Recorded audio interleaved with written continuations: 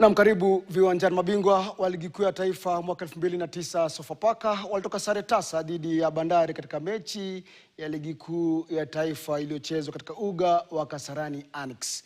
Na katika matokeo mengine, mabingwa watetezi Kenya Police wametoa ushindi bao moja kwa nunge dhidi ya wanamvinyo Tusker FC.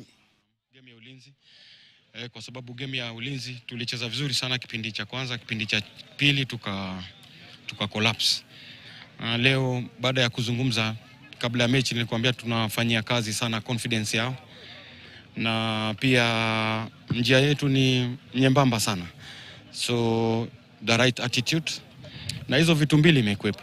Na sasa hiyo kukua tulivu kwa goli, at least tumetengeneza nafasi kadhaa. Nafikiria ilikuwa mechi ambayo tungepata bao. Ni hiyo clean sheet, nadhani tulikuwa better side first half, wamekuwa better side second half. Wote hatukutumia nafasi zetu. Katika kipindi cha kwanza ilikuwa ni sisi, kipindi cha pili imekuwa ni wao.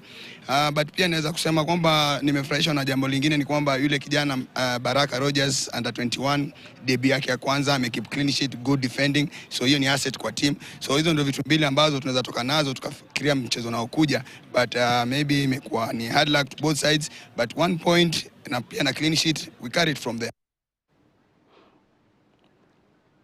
Na tuangalie mechi za wikendi, maana leo kulikuwa na mechi mbili, Kenya Police dhidi ya Tusker.